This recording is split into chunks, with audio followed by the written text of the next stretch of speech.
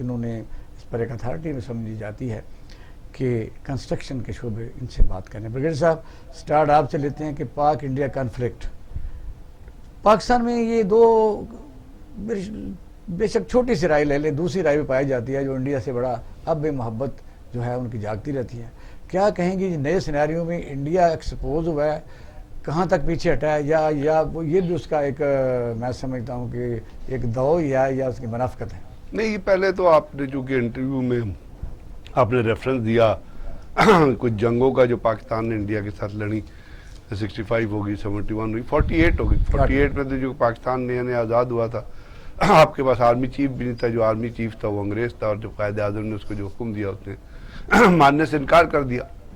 اس کے بعد 48 جنگ کی جو سب سے بڑی کریکٹرسٹک تھی, سب سے بڑی خاصیت تھی, وہ یہ تھی کہ 48 اس جنگ میں اور اس سے جنگ سے بلکہ پہلے بھی اگر آپ تھوڑا دیکھیں, کیونکہ کشمیر جہاں تک آپ کا کشمیر آزاد کشمیر ہے, وہ کشمیری مجاہدین نے خود آزاد کروایا, وہ انڈیا نے آپ کو گرانٹ نہیں کیا تھا. اسی طرح گلگت بلتستان میں انگریز ریزیڈنٹ ہوتا تھا, کیونکہ مہاراجا نے انگریز کو دے دیے تھے لیز پہ. وہاں وہ آرمری توڑی گئی اور وہاں سے گلگت بلتستان کے جو لوگ تھے وہ چلے, اینڈ دے کراش برجل پاس, جو بہت بڑی ہائٹ ہے وہاں پہ آپ پتہ ہے, اور وہ سری نگر کے دروازے میں دستک دے رہے تھے.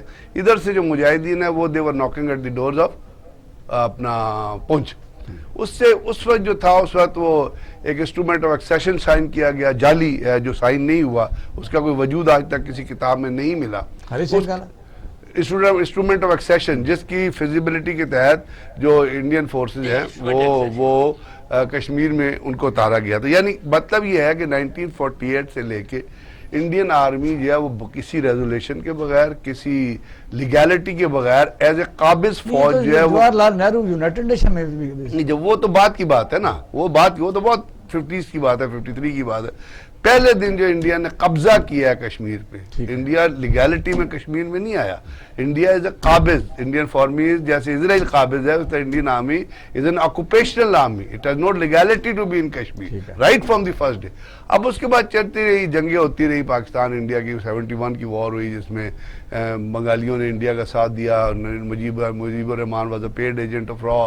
اس کے آپ کو پتہ ہے پہلی جو اگرتلا کانفرنس ہوئی تھی, جو پاکستان سے آرمی آفسر بھاگے تھے, یہاں سے فائلیں چرا کے بھاگے تھے, وہ وہاں گئے, وہ کانفرنس ہوئی, مفتی بانی نے پارٹیسپیٹ کیا.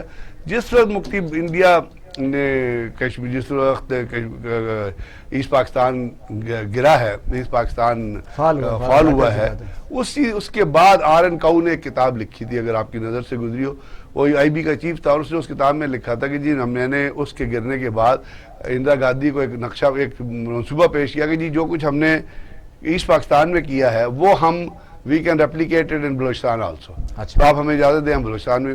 اندرا گاندھی کے اس وقت ورڈ یہ تھے کہ نہیں, انٹرنیشنل جو سیناریو ہے وہ فیزیبل نہیں ہے, وہ ہماری طرف فیوریبل نہیں ہے, تو ابھی اس کو روک لو.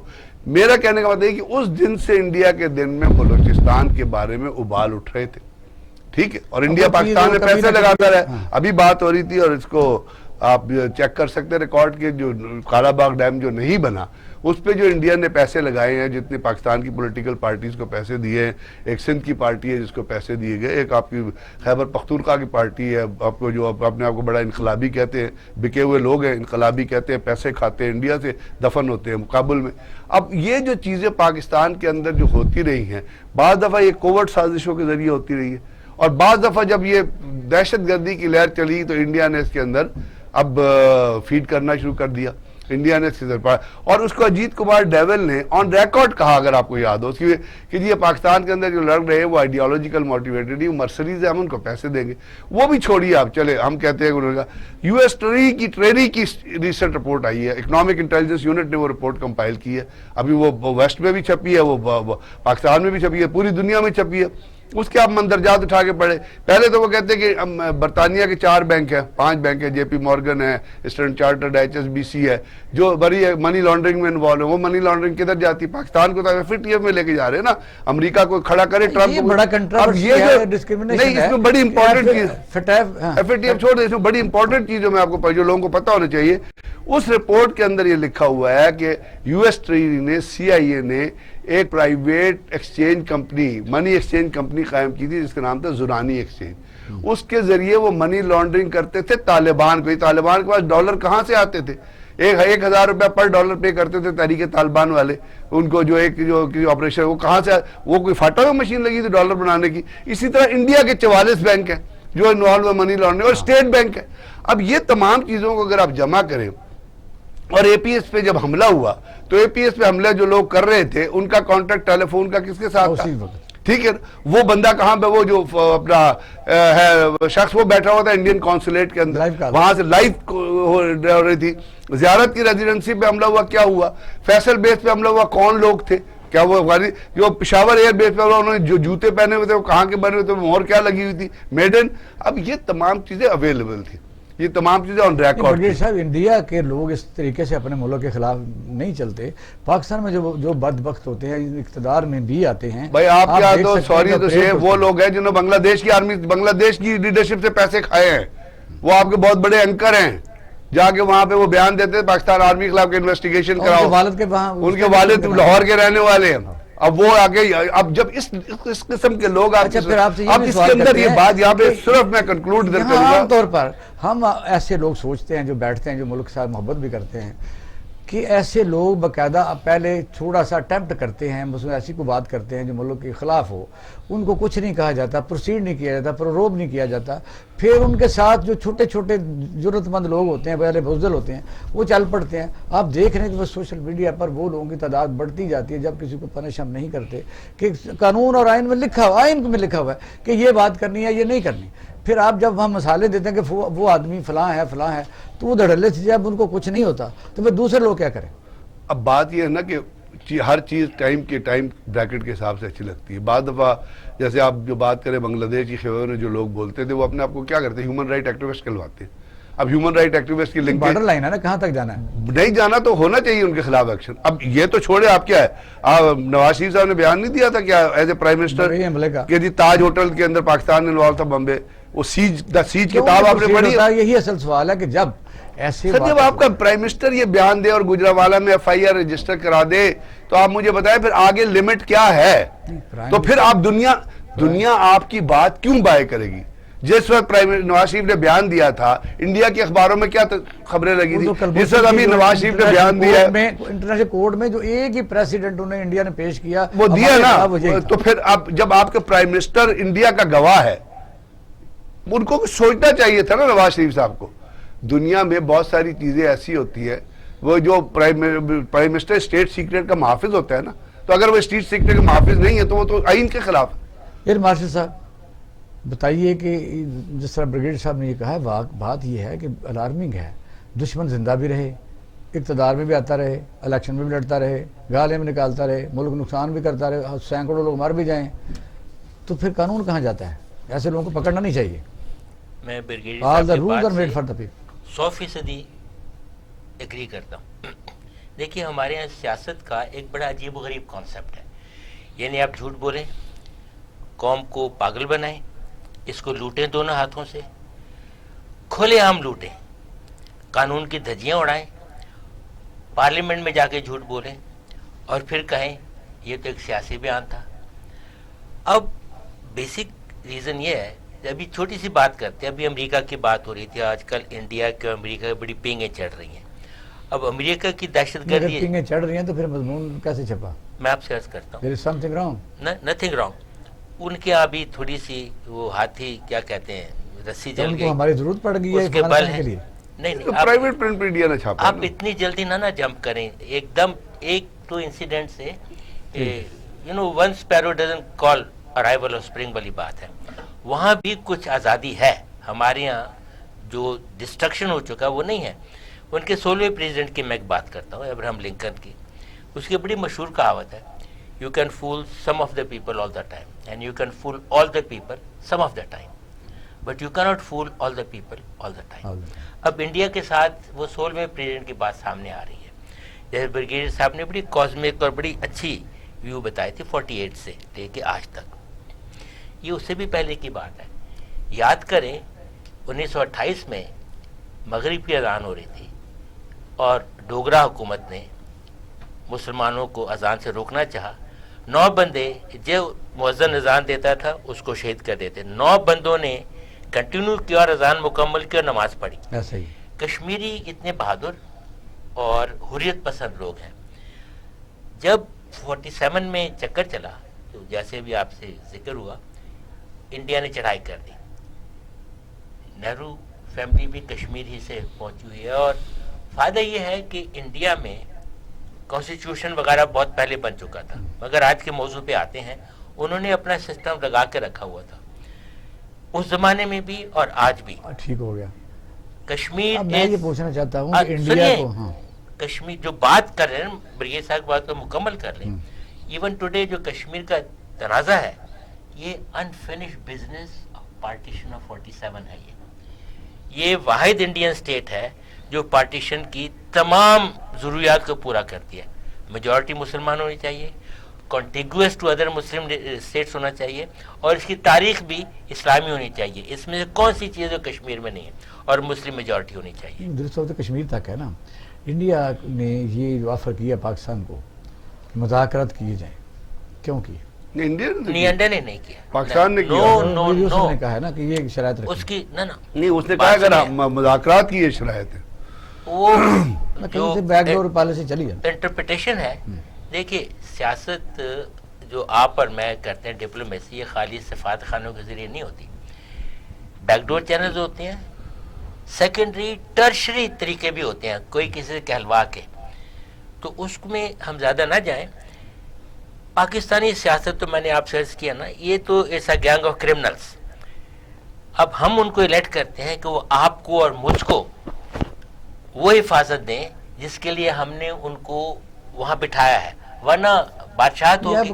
عام طور پر آرمی چیف جس وقت کور کمانڈر میٹنگ ہوتی ہے, یہ بیان ضرور آتا ہے کہ انڈیا کسی وقت بھی فالس فلیگ ایکسرسائز کر سکتا ہے, اور الرٹ رہنے کے لیے ہمیشہ کہا جاتا ہے. اس کا مطلب سم تھنگ کچھ نہ کچھ تو ہو رہا ہے, کسی وقت ہو سکتا ہے, ہمیشہ سے ہوتا رہا ہے. اب آپ دیکھیے 28 فروری پچھلے سال کی, اس سے پہلے بھی یہ بات ہوئی تھی. اور یہ انڈیا کو, ہمارے لوگوں کے لیے نہیں ہے یہ زیادہ بات, یہ انڈیا کے لیے ہے. دیکھو جو تم کر رہے ہو, خیال رہے ہم کو اس سے زیادہ پتہ ہے. اس کی مثال 28 فروری. شرارت سے باز تو نہیں آ رہا. سنیے تو صحیح نا, کیسے نہیں باز آتے. جب گرا گیا ہے جہاز کو اور ہمارے جہازوں نے اٹیک کیا, ڈمی اٹیک کیا ہے, ان کو ٹوٹل الیکٹرانک سگنلز دیے گئے تھے کہ جہاں ان کی senior leadership including their army chief were sitting there, وہاں پہ بم. آپ کو ظاہر ہے کہ فضائیہ بہت بڑے افسر ہیں, 100% وہ لوگ وہاں سے زندہ نہیں نکل سکتے تھے.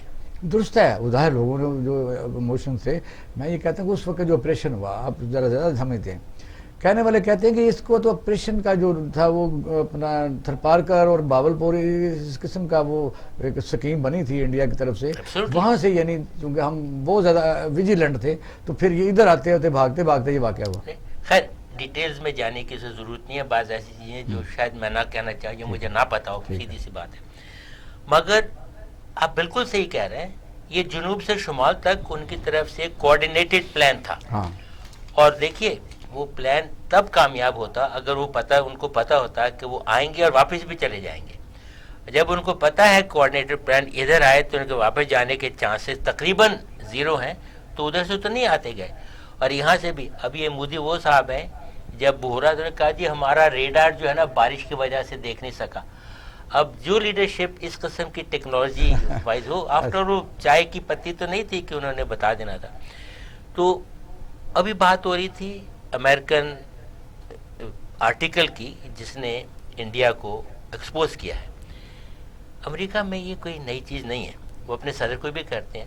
ان کے سب سے بڑی دیکھیے, ایک کوئی آج سے 25-30 سال پہلے کی بات ہے, آپ کو یاد ہوگا کرنل اولیور نارتھ, ایران جب ہاسٹیجز وغیرہ ہوئے تھے تو وہ کچھ پیسوں کی بات ہوئی تھی, اور وہ پیسے اس زمانے کے اگر $10,000 تھے تو آج کل تو $10 لاکھ بن جاتے ہیں. وہ بھی پیسے کیسے گئے, حالانکہ امریکہ کا لا اس وقت بھی کہتا تھا کہ پیسے نہیں جانے چاہیے. تو منی لانڈرنگ کے جو طریقہ ہے وہ امریکہ بڑے بڑے طریقے سے نکالتا ہے. اولیور نارتھ کرتا یہ تھا کہ پناما سینٹرل امریکہ میں, کوسٹاریکا بھی ایک ملک ہے, اور وہاں بھی فریڈم فائٹرز کے چکر ہیں. ہم کیا کر رہے ہیں, کیونکہ انڈیا تو یہ ہے کہ شیعہ سنی فساد کرانے پر بھی انہوں نے جو وہاں فنڈنگ کی اور پکڑے گئے, کئی لوگ پکڑے گئے, ظاہر ہم بھی ویجیلنٹ ہیں. تو یہ میں سمجھتا ہوں سب کو اپریشیٹ کرنا چاہیے, اور علماء کرام کو بھی اور ایجنسیز کو بھی جنہوں نے بار وقت, اور ابھی بھی لگے ہوئے ہیں اس بات پر, پیچھے نہیں ہٹ رہے ہو. تو اس پر میں کیا کہیں گے کہ وہ تو انڈیا تو لگا ہوا ہے اس طریقے سے.